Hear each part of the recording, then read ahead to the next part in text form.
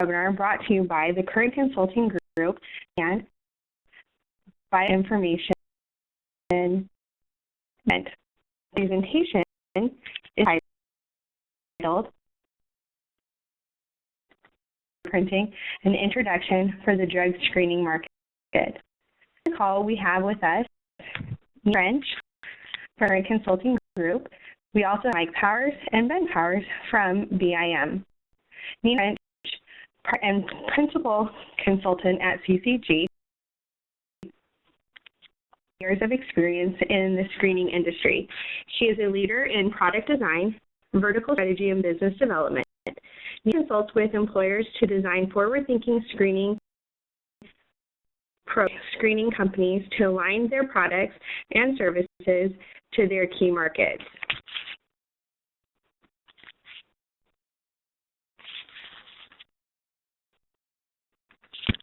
Mike is one of the 3 co-founders of Biometric Information Management, after serving in the public sector government for 30 years.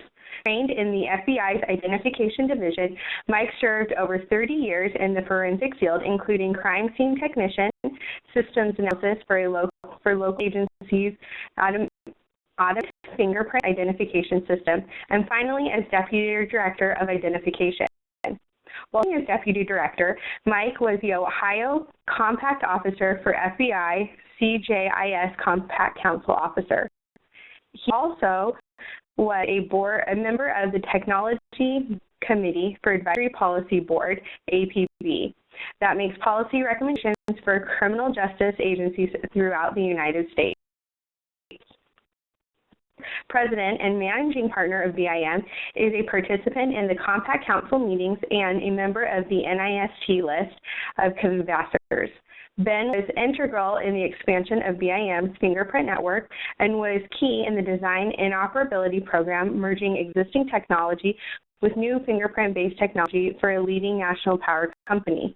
Ben's knowledge of the next generation IAFIS coupled with his understanding of the complex fingerprinting market, helped him make BIM the premier consulting team in the fingerprinting industry. It will now to hear from French.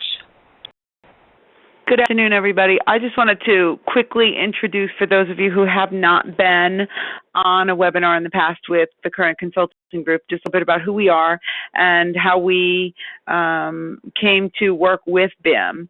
But CCG is a group of industry experts that we founded, Bill, Kern, and I, really to have complementary disciplines that we can cover overlap on all of the different fields of screening. And so each of the consultants on our team has year experience, ranging from 25 down to probably about 7 or 8. And each of those disciplines, we have a specialty. And so we did that because we had long talked over 15 plus years of relationship that Bill and I had through our different tenures in the industry, long talked about the fact that we thought that we needed some consulting and to be able to help people have best practices in industry standards and to be able to help grow businesses in a good, healthy way, in a good, healthy environment. And so we do that for our clients through a bunch of different projects and relationships. And it's our mission to continue to do that as we expand the company at CCG. As part of that, we up with Mike and Ben Powers at BIM. I had a relationship with them previously, doing some product management as part of the identity and biometrics product management team role that I had before forming CCG. And in my opinion, having dealt with a lot of the different providers in the fingerprinting market, BIM really was the best biometric solution companies that specialized in fingerprinting. And the reason is you're gonna hear as you go through this a lot of history, a lot of knowledge, both on hardware and technical and software support, and they also consult. And so we spoke for a while and decided that we would have this presentation today to let you know that this is something that CG and BIM does together, and let you learn about fingerprinting, because as I've said to Mike and Ben for years now, as complicated as people think that drug testing and background screening is, fingerprinting seems to me, and to a lot of you who are on the call today, to be about 100 times more complex. And having a team that can help break it down, understand how to enter the market, and understand exactly what the market is, I thought was a real big and strong need that we had. So with that, I will, just if we could go to the agenda, I'm going to run through the agenda very quickly, and then I'm going to turn over for the rest of the presentation to Ben and Mike. But the agenda we're going to cover today really is just going to give you a broad introduction and overview of fingerprinting. We're going to talk about what a fingerprint-based background check is and some of the key components for, privacy technology, and then how it works, which is something I think is a challenge for a lot of the people on this call. I know it was for me, and I did it for 2 years, and I still find myself grappling with it. Legislation that impacts, and here at CCG with our state drug testing laws.com website and membership, legislation is a big piece of what we do, and so we wanted to cover that for you as well. And there's some pieces on how you could enter the marketing, and then we'll follow up with a little bit of time for a Q&A from everyone on the call. So that I will turn over the mic to cover the next, 40 minutes or so of information on fingerprinting. Thanks, Nina. Thank you very much, and I just want to thank Nina and Jessica and the entire current consulting group participation and that we've had in putting this together. It's definitely something that we saw, as Nina said, to merge two together. They just seem to go hand in hand, and we'll get into why that is in a little bit later. But I have a lot of respect for Nina. I've worked for a few years, and I really appreciate everything that they've done for us so far with us. So I want to go into, before we get into the meat and potatoes of it, if you will, just some fun facts of this fingerprinting, and let's really talk about the internet. With fingerprinting, there's 3 types of fingerprints that this whole thing is based on. They're known as loops, arches, and whorls. Ironically, they spell out the word law, and there are numerous subcategories under each of those categories there. And the whole concept of how fingerprinting started was based on each distinct points on that fingerprint is a distinct match with somebody. It has to be proven in the history of humankind that there are 2 exact fingerprints. It is known as an exact science. And the whole concept started with take these little points and creating data algorithms. It's all started. The first fingerprint conviction in the world was voted in 1902. It was just a man that was caught stealing billiard balls over in the United Kingdom, and lifted his prints off of a newly painted windowsill and came up with the prints on the recovered billiard balls, and the king was then based on the fingerprints. Then criminal records have grown to over 70 million criminal records that are fingerprint based over at the FBI, where the criminal history is housed at the federal level. And starting with these prints here, when the examiners had to do these by hand, they would actually take magnifying glasses and look at these points.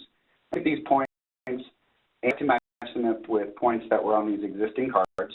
And really that took about 15, they could get through 15 cards in one day. In 1990, when first computers were used to search prints, up to 500,000 fingerprints a day.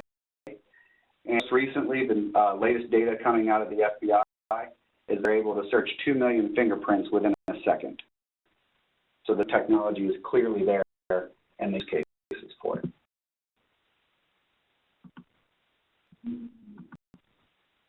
Specific numbers, as of 2008, and I'll give you guys some more recent numbers of this, there are over 36 million transactions processed at the FBI in a year. And that is transactions that people go for jobs and things like that that were tested against the records that we talked about, which roughly translates to over 1 transaction a second. That's 98% were completed within 24 hours, so the response time is so fast now. More numbers, the estimates, I just got back from a conference that spelled out the most recent estimates. The most estimate states that there are 61 million background checks processed. An average check for those 61 million to go through is roughly 1 hour, 12 minutes. Now, a statistic, and we'll talk about this statistic. I'll just explain what this means, and this leads into the purpose of this conversation is that 12% of identification through fingerprints are missed in name search-only checks. And what is when you do a name search for a background check, if you will, percent of those will slip through the cracks as being identified, but have been caught by using fingerprint-based background checks.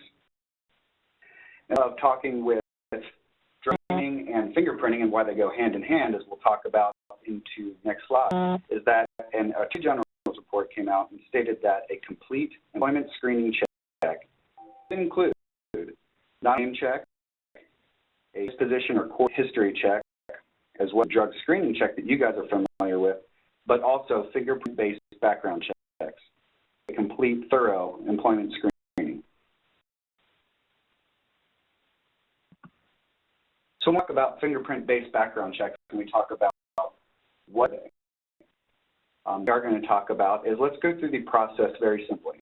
Simply put, an employer, through legislation or internal procedures, let's just say that they want to have those checks done. Again, we talked about this employment screening. They request that information from the applicant. Now, applicants sometimes will go into the employer houses this equipment internally, where they have the background check done there. Or you can go to what's called a service provider, have their information, the PI, and we'll define that in a little bit, and fingerprints taken from that location. And provider or channeler will take those and send them to the repository. And the repository can either be the state criminal history records that you have in each of your states, so whether it's the state police or it could be the criminal division. And the repository would be the Federal Bureau of Investigation, or the FBI, that houses the criminal history for the whole nation.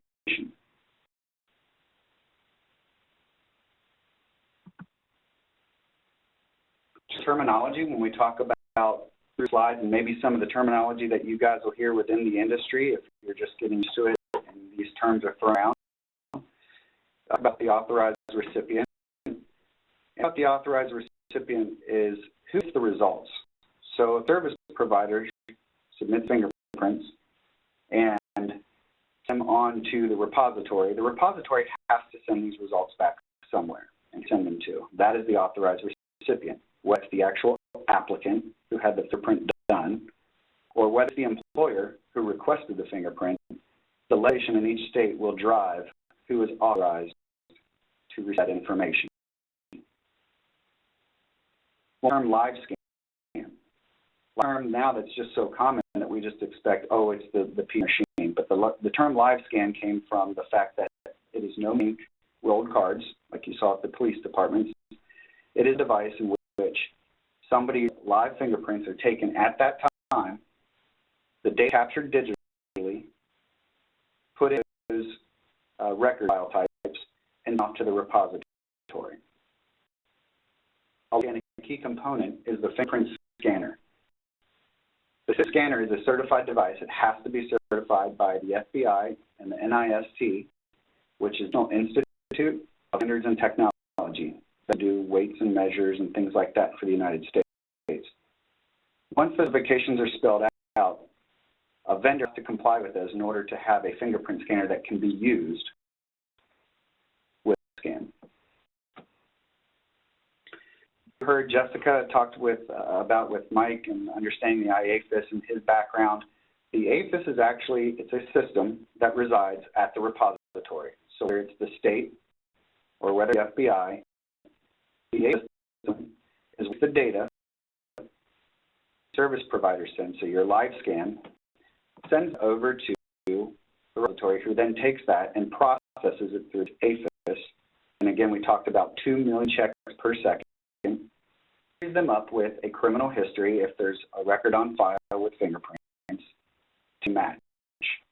So something to be aware of is that with the APHIS, that's where the processing happens. The processing does not happen at the live scan and at the where a service provider has the machine. So something to mind as we go further along when we talk about security. Some interesting terms here that you'll hear is flats versus rolls. And this is determined by the type of fingerprints that are taken. Look at rolls. We'll start with rolls, otherwise known as type 4s. Those rolls are basically the same thing that you would see with ink rolled cards. They take the individual finger, they nail bed to nail bed for a set of 14 images. You have your individual fingers, 4 fingers on each hand together with the thumbs. The type known as type 14s are considered flats.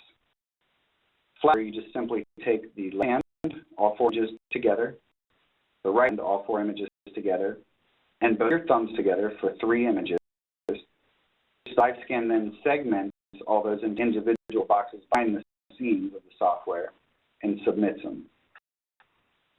While the FBI does recognize and encourage type 14 flats at a level, there are only 2 states in the union currently, Ohio and Virginia, that offer flats.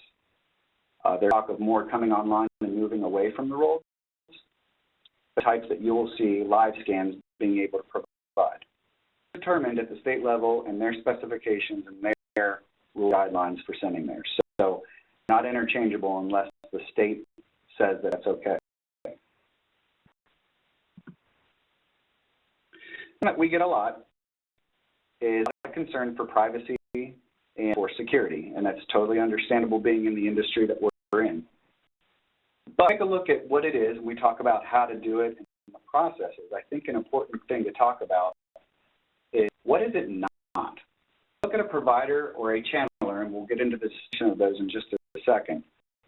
But what those are, we make sure that we understand that they cannot see the results or pass out the results unless they're authorized. And we talked about that earlier about authorized recipients. Who are they? How does the legislation spell that out? Who can do that? And that way, it gives the comfort to the applicant that you just can't simply take these results if they were to come back to the service provider and pass them around. It goes either to the applicant or it goes back to the employer. You're not perform searches from there. So you cannot be the one doing the background check like we talked about with the APHIS, processing right at your computer and saying instantly, oh, you're cleared. It does not work that way. All we're simply doing from a live scan is taking the data and submitting it to the proper repository for processing. Now when it comes in, and we get these questions a lot here, well, do they have access to my criminal records, or how do they know, or sometimes people will ask, well, what can they see? Well, from the live scan, as the service provider, you do not have access to those criminal records. Those are housed at the state or the FBI in their criminal history repository. You access that through your live scan. So when we talk about accessing the FBI repository for all the criminal history or terrorist or anything of those databases, that is not accessible from the live scans. And you all have access to court documents through the live scan. So when we talk about disposition information, when we talked about that report from employment screening, information to the courts is again a separate system that is not here. This line is simply to collect the data and submit it. The workflow before, and there's a few things I want to point out on this workflow as we go into detail, because I want to make sure that we all understand how the flow typically goes. And again, talk about the employer and how the applicant is now requested by the employer his fingerprints. Submit through a driver's license or typing in their information and their fingerprints. They will go to the provider and submit that information to the repository. Now, some key note here I want to just clarify is that we'll talk about a channeler, and Mike will discuss this a little bit later. It's good to understand that there are 2 types of channelers, public and a private channel. private handler, and we're going to talk about some options, is a service provider that's allowed to submit records to the FBI for background checks. So it meets certain criteria that they can go directly to the FBI. Again, we'll talk about what those requirements are to become a chandler. There's a lot more involved with that. There's a lot of heavy lifting involving in that. But the private chandler. A public chandler is considered the states. Each of 50 states is considered a chandler. They are allowed to submit to the FBI, a public chandler. So I get a question all the time, well, why do I do my state's background check when I can just do an FBI background check? And they don't act like that. They have a separate criminal history repository than the FBI that they all submit up to the FBI, and obviously there's some money involved there, so you guys can connect the dots there. But when that's involved, if you were to do an FBI and a state check, you submit the record up to the state requesting that, and the state then passes that on to the FBI because they are an authorized public chandler to submit to the FBI.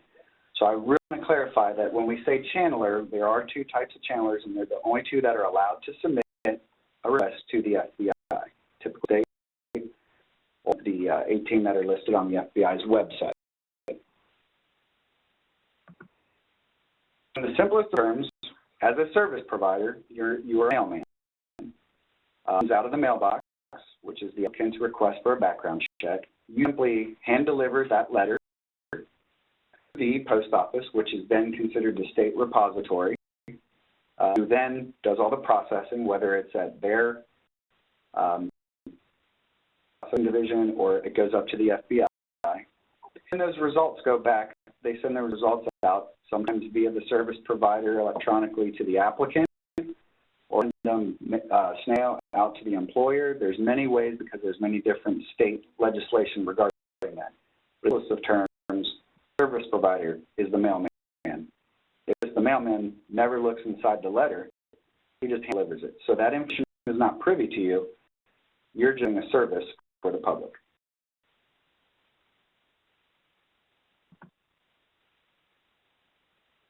This brings up a good point, privacy and PII. Now, in your guys' industry, everyone is familiar with PII, being personally identifiable information. Industry, that can be a lot of things seen on the driver's license, as well as fingerprints. They're considered PII. And with that, state legislation is designed to limit that, where that PII and who has access to that. And they do that through, again, we talked about dissemination of results. Legislation is different, and who can get the results and even how they get the results can be dictated by state legislation. For example, here in Ohio, it's possible to get the information back from the state electronically, into which we are allowed to take the result, give it to the applicant. That's allowed. We're not allowed to give it to anybody else but the applicant. For in the state of Florida, however, service provider will never have access to those results to give them to the applicant. The applicant or the employer has to log on to a website to access that information. And each state and their legislation and their specifications will design how to protect that privacy through who gets what. On the vendor side or the manufacturer side, some of the things that you're going to notice is there's encryption used in the transmission of data. Encryption is how you submit that data over to the state.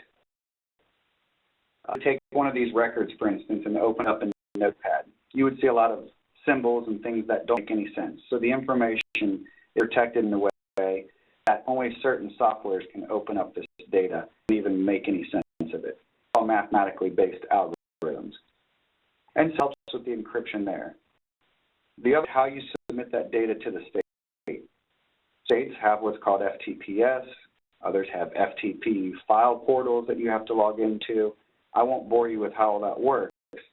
But that as you set up as a service provider, when you set up a machine, the state does a great job through their specifications saying, here's how you request a password into our system, and here's how we request that your machine is secured into the system. So to understand how those work and make sure that, you talk to, we when you get to a vendor or somebody that you choose an option with, that they walk you through that and really make sure that everything's set up properly. But it does spell out those specifications, and you don't have to worry about being tech savvy or anything like that. A lot of the times the manufacturer has information built into their software for that aid. And at this level, the software manufacturers have built-in security. We talked about the encryption, but we talked about logging in. Not the Windows login, but they also have the logins for their individual software pieces.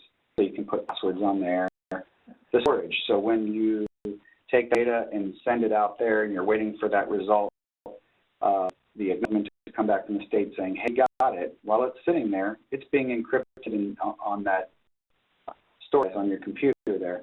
It's being encrypted and making sure that nothing can happen to that, and having automatic delete points to where a certain amount of time records will be deleted for safe.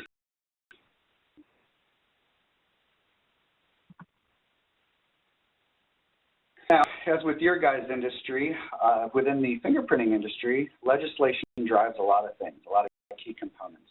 And I tried to find something fun within these slides, but they are very difficult and very dry. But it's very important to understand how these things develop and how do you keep up with that situation. Because if you do decide to enter into the fingerprinting market and all that service, you understand not only for the protection of your applicants and your clients, but understand where the business market is heading. How does your business plan change? What are the things coming down in legislation that could help you gain business?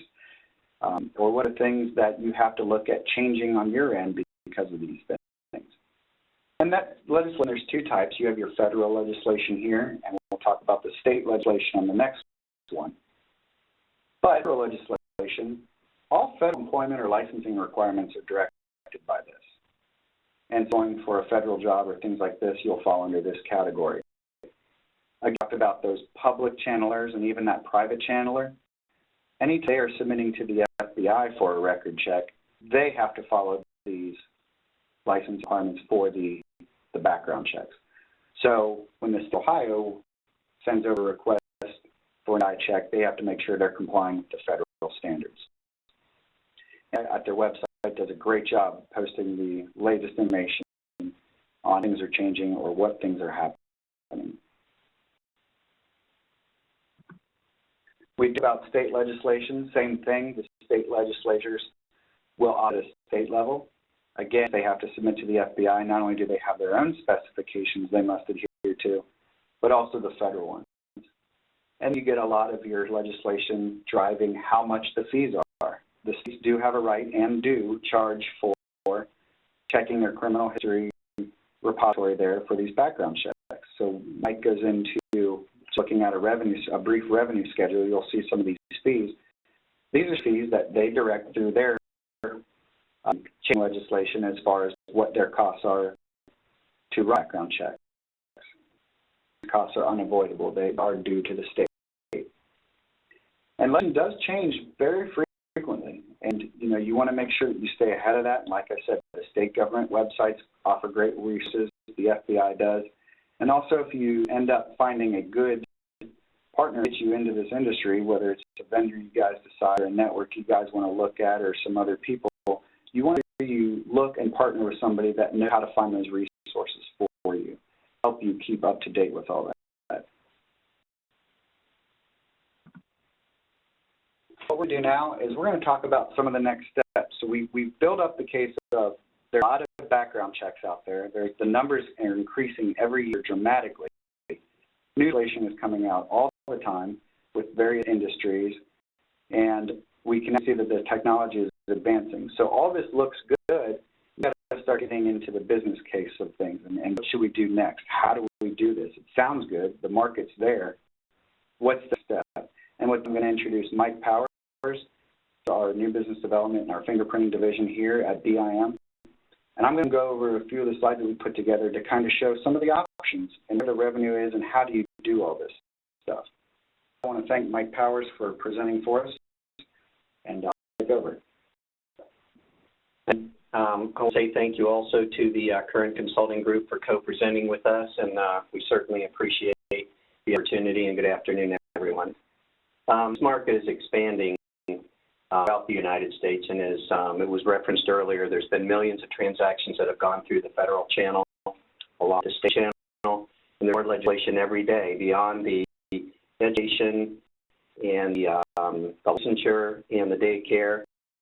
There's been significant legislation in the healthcare group as well. FEMA offers the full service background check for federal background checks. The application process is through the FBI. The team channelers, and it requires hardware and software to be able to transmit the fingerprints that are collected from live scan service providers such as yourself. We collect the fingerprints per channel. The channel is then submitted to the state or the federal government. Normally, there's two types of handling. So if you're the fingerprints in the public channel, the public channels are those that submit for free information, international adoption. So they're very limited. So that there's only 13 channelers in the United States.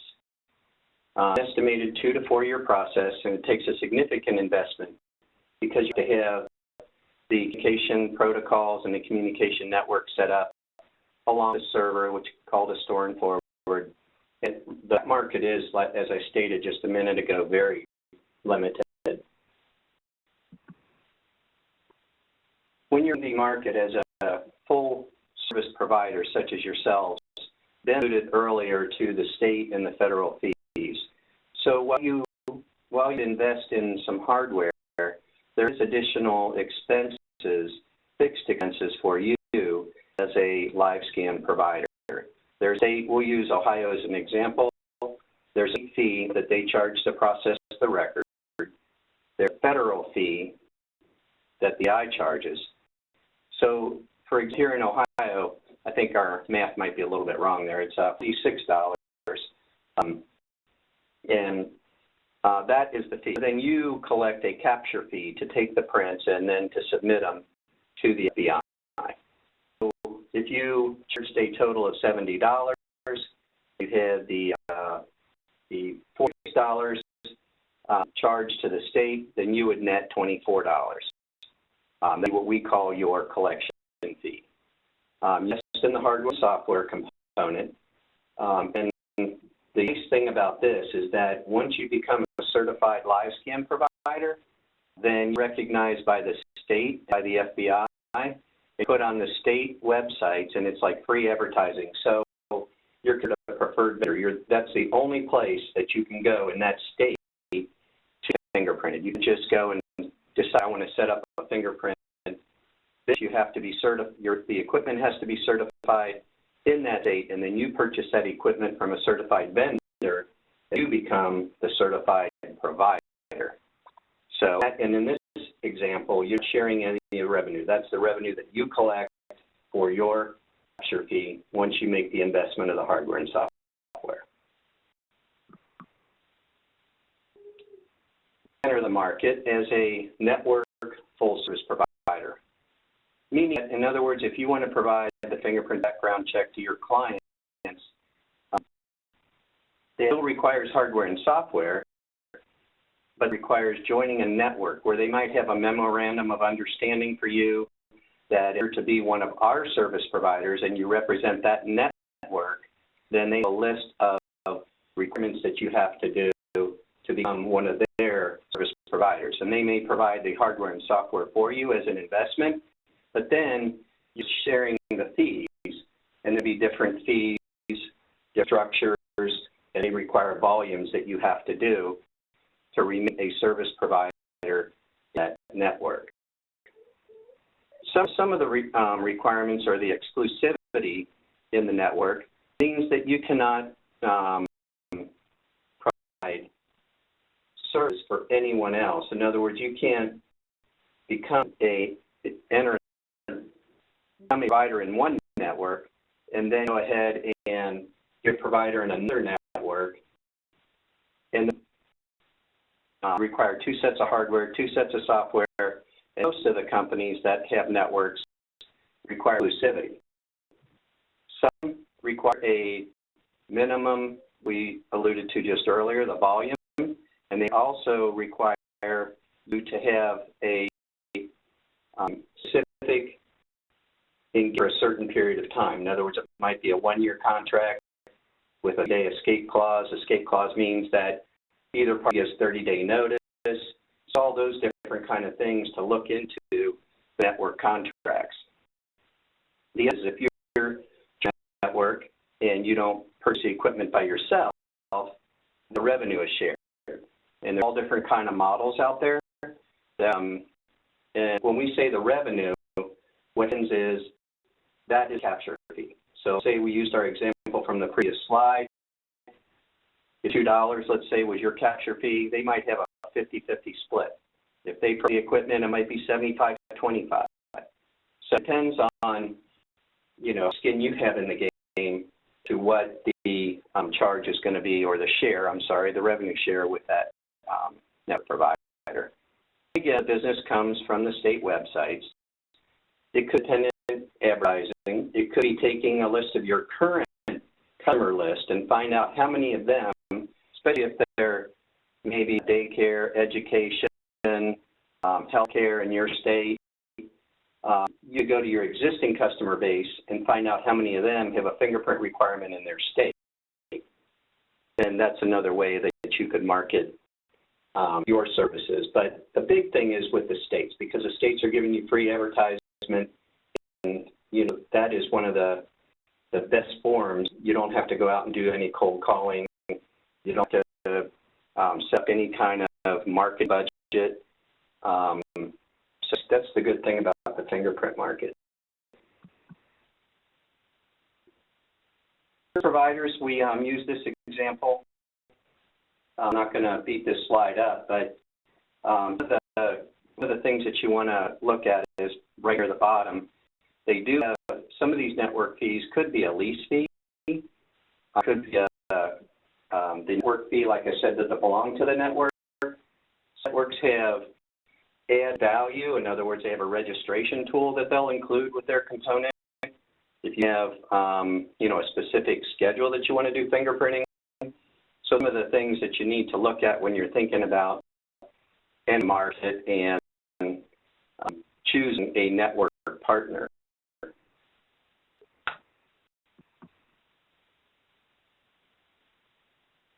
Service provider is the provider of actual collection.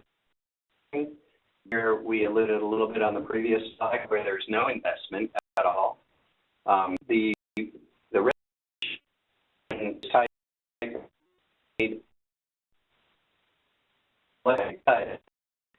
is weighted heavily. The server by the network provider, and those ones that are in network, and they do the collection site. Example, you contracted with a bank with a reservation tool. There are certain aircraft to certain locations, and those. So that is a bit more specific to the provider as well. Collection sites require the bulk of the expenses. The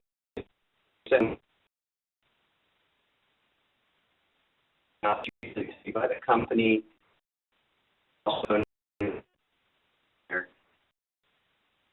charge invoice or charge card that application. So they just set up, they go, they get fingerprinted, and the payment arrangements are behind the scenes. So collecting on-site for walk-ins, let's say that some arrangements out there, people go to UPS stores, go in the store, those kind of one. Mike, this is Nina. Sorry to interrupt, but we're having some trouble with you going in and out. So I don't know if maybe you moved positions or something, but on the last couple slides, you've been going in and out every third or fourth word. Okay. Thanks. Okay. So what I had back just a minute,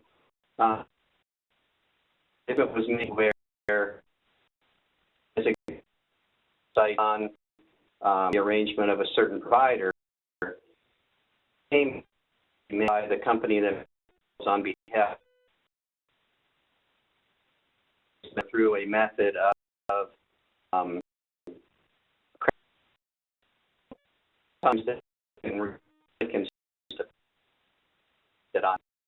some people don't like that arrangement because when the site accountability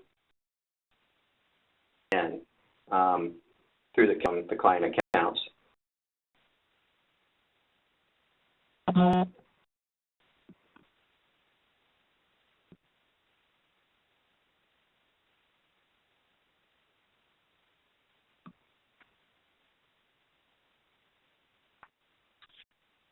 This is Jessica Polk. Sorry, we've lost communication with Mike for just a minute. Let's see if we can get him back online with us. We'll just bear with us patiently. Just give us 1 second.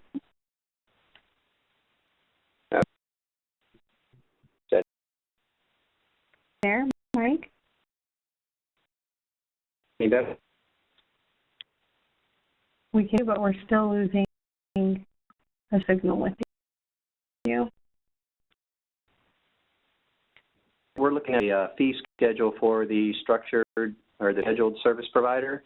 And in this case, again, we're using the state of Ohio, $22, the federal for $24. And we're an average market price settled there in that market of $70. Source revenue is going to be $4. Now, we take out the network fees, such as the lease fee or the cost of the other collector, so we subtract $18. So you can see we only net $4, but the investment's not on your end. The expenses are taken out from those the scheduled fees.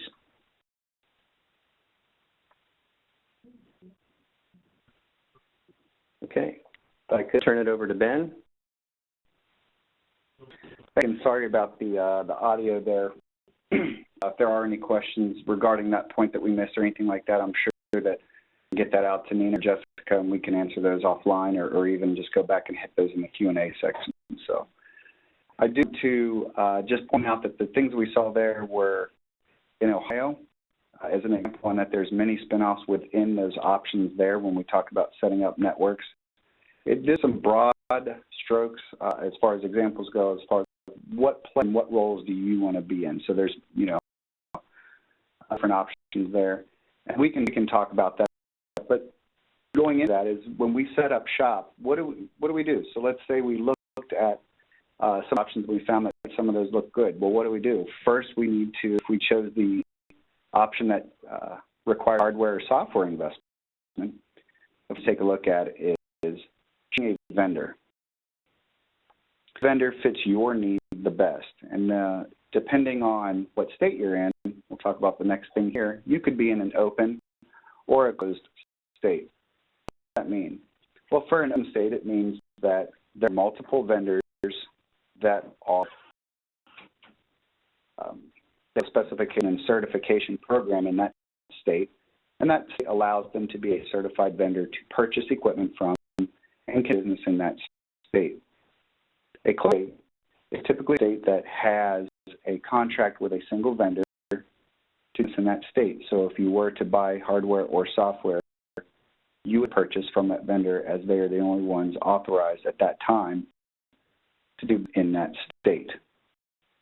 What state you are in will determine whether or not that is an open and closed state and options you have as far as pricing for that vendor or other multiple vendors. Come up with the other things that you want to look at, and these are things that typically don't come with a hardware package, but it's very important that when you look at a vendor, you look to buy from somebody that has that equipment. You look at, are they going to give you the proper technique for training? And a lot of that is because time is money, and I'm not going to go into detail what this process means as far as when we talk about rejections here. But what it means is that if you have somebody that comes in, their fingerprint, and or whatever reason, that fingerprint gets rejected. Maybe it's due to poor quality or the image was rolled wrong. FBI couldn't get enough data out of it when they were processing it. That's a rejected print, and a second set has to be taken. And all that is possible, and while it's all within normal process and procedures of fingerprinting, that if it could have been something that was taken care of through proper fing techniques or addressed that way, that could have saved you that time.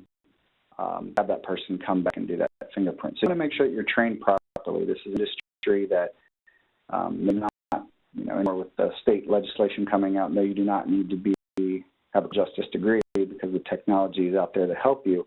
But it is important to understand what you're doing and how to do it to the best of your ability.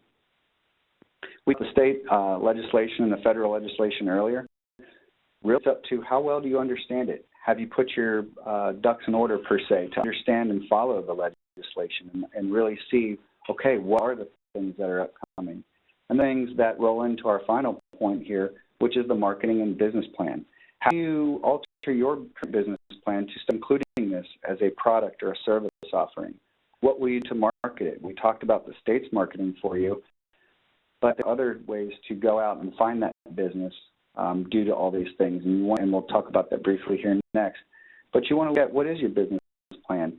Are you maybe a little too ambitious as far as a return on investment schedule? What is your return on investment schedule for the equipment? How many checks do you need to do to get that back? All that has to be drawn up to kind of give you a good idea as far as helping you decide which of those options we talked about previously fit your needs the best.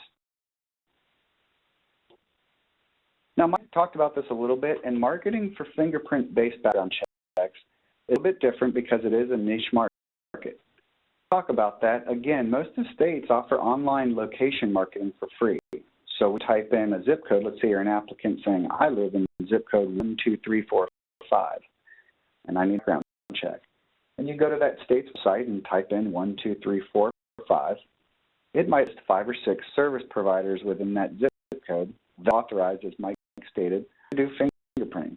So you choose the one closest to you, or maybe you call them up and compare their availability, or you call them up and compare pricing. It goes into figuring out how do you set yourself above the rest of those. Employer community is crucial. Every industry needs a background check, so you can save your time, every business in the phone book in that zip code. Focus strictly on the ones that are your clients currently, as Mike said, and reach out and say, I understand there's some legislation regarding that. Who do you currently do your fingerprinting with? Would you like to bring it all in-house?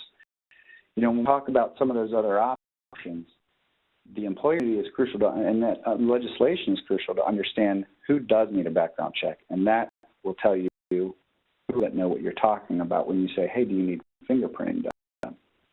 And then Mike talked about when you partner with fingerprinting networks, you can show customers over a larger geographic area. They might call you and say, hey, I have a couple people that I need fingerprinted. Do you have a location up in and let's say that place is 100 miles away. If you had a network, you could partner with somebody up in XYZ and say, sure, send them to John's down the street who does is a clean site for printing as well. You could share those revenues with John's drug screen, and he would do the same for you if we're in that same network. So when we talk about that marketing and what the availability is there, it's a different market to do, but it's totally doable when you start looking at the things that can change that. Coming up to our mark here, and then I just want to touch on a few things in conclusion. All the things that we've talked about here, I know it's such a short time to talk about such a large industry and such an in-depth, and we just wanted to point out that these things are it's a market that has totally been there for a long time, has had a great opportunity to dovetail into the drug screening world together, and they seem to work hand in hand, especially when it comes to employment screening. And if you have any questions or you want to go into depth, we can do that. We'll talk about contacts and reaching out with the current consulting group, and we can partner and make sure that I'll help you in your product needs and service needs and how this would fit into your portfolio. But something to keep in mind when you guys do decide whether it's with Fingerprinting BIM or somebody else that you guys choose and you still want to go into it, that's fine. I encourage you to find someone that's not going to just offer you a sale but a solution. We talked about some of those things, fingerprint tuning techniques, find the legislation, make sure they explain the process to you of the applicant or the handler. You want to find somebody that's going to make sure that it's working for your business and not just putting essentially their paperweight, if you will, on your desk. You want to find somebody that can help you through all those and have a long-term partnership with them as well for any that may come up. Focus on interests. Who are the players within your zip code or state? Are there needs? Heard any legislation coming down the pipeline? If you stay ahead of the curve, it's a market that has a lot of potential and has a lot of opportunity for it. And evaluate all your options. We talk closed states. You might approach you and say, this is the only way to do things. Well, that might not necessarily be true. They might be telling you that because, well, they're the preferred vendor, but there could be other options within you doing business with that vendor you want to look at. So only option that fits your business need the most. And before making any decisions, you want to understand all fees, all costs, and your market potential to see, again, are you comfortable with that revenue schedule? 6 months, a year, 18 months, how far out do you want to go? Are you comfortable with outlaying some money or to get the hardware and software? How many checks do you want to do? What will the market bear for that particular area? You know, understand homework and understand, are there lease fees or lease costs, and what is the state charging me currently? Stuff is readily available. But most of all, we want you to be afraid. It is not a market where, I'm sure everybody has seen CSI at one point.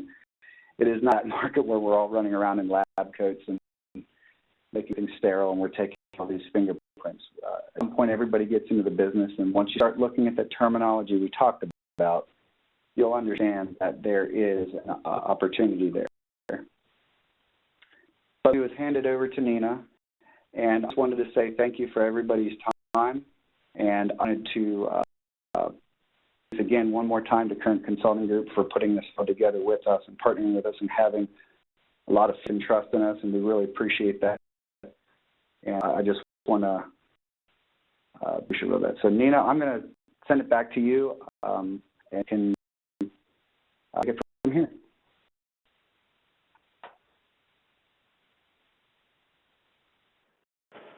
I think I'm off mute here. So Jessica, remind you that there's you can submit questions. We've got a bunch that have come in, so we'll get to as many as we can. But if you have questions, you can submit them through the WebEx, and we'll get them and read them off for you. But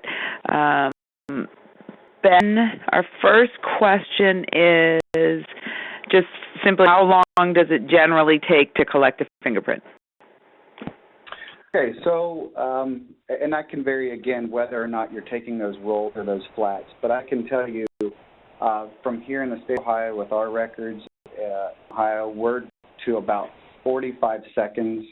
We have a driver's license swipe that actually collects the data and then takes the fingerprint. So we're at about 40 person. 20 seconds a person. Okay. Yeah, and if you're in Florida, it might take maybe a minute or two. It's just a little bit longer process, but nothing longer than that. Okay.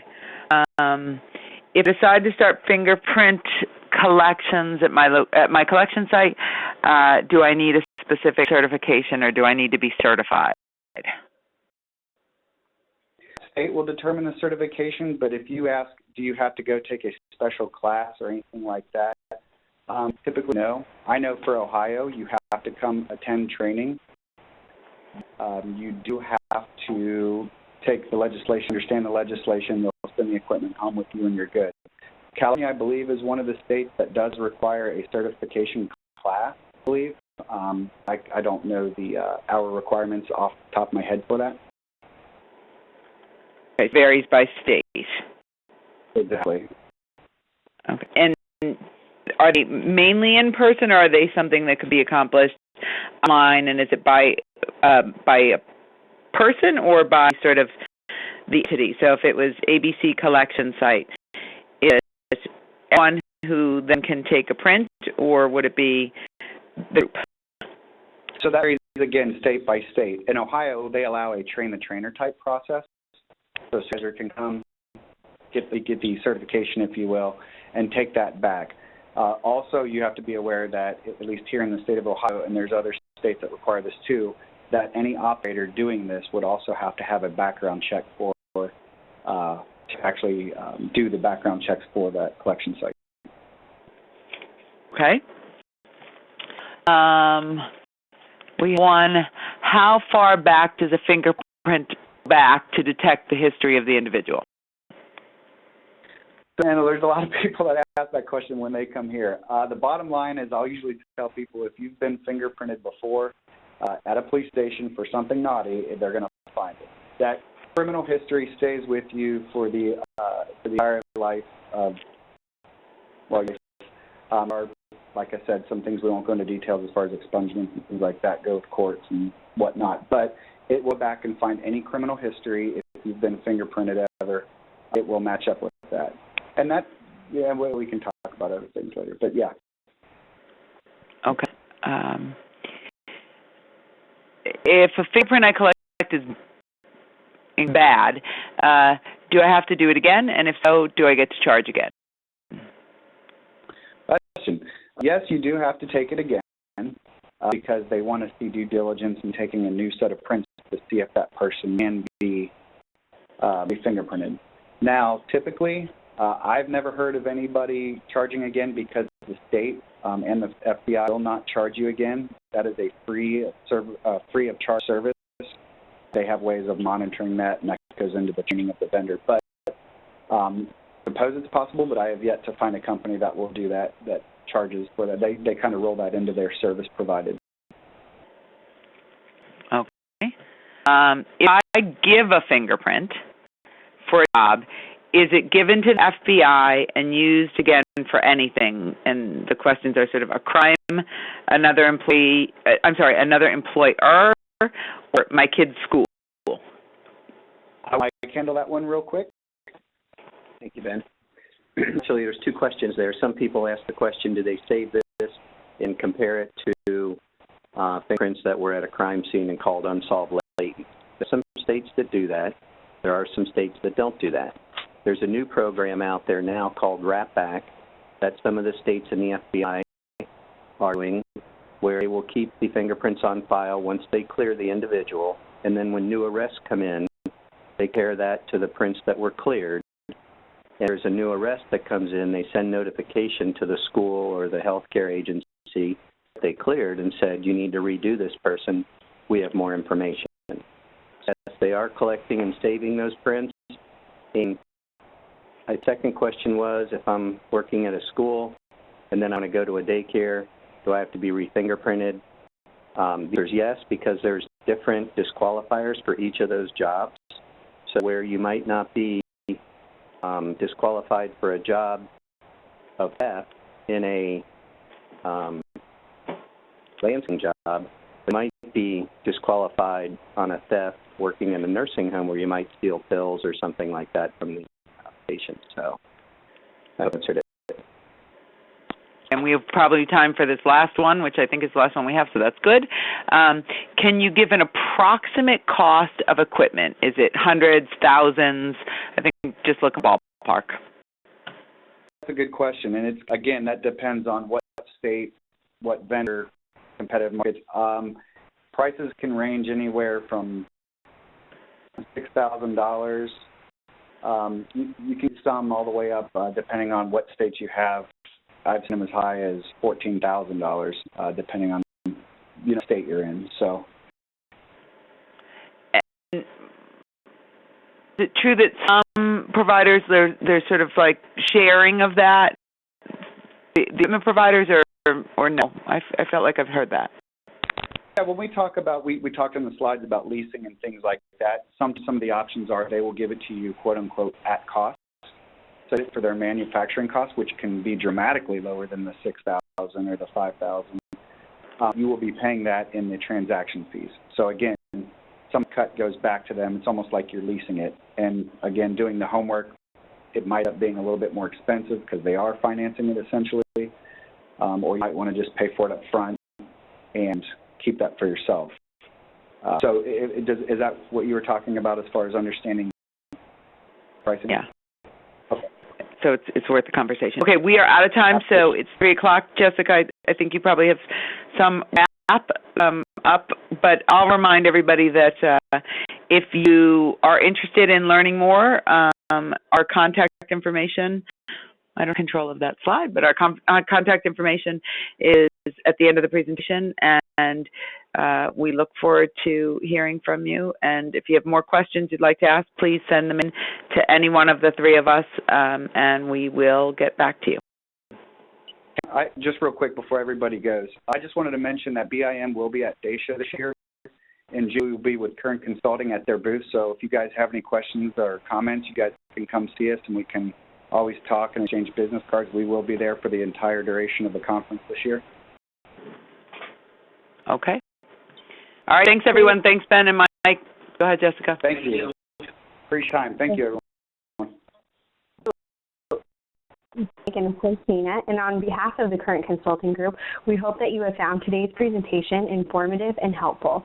This presentation was recorded, and you will receive instructions via email informing you how to access the recording. If you did ask a question today that wasn't answered, we will also review those questions and send answers through email as well. And like was mentioned before, please visit us at Dacia and or of course at the listed email addresses on the website. Thank you so much, and this concludes the recording of today's presentation.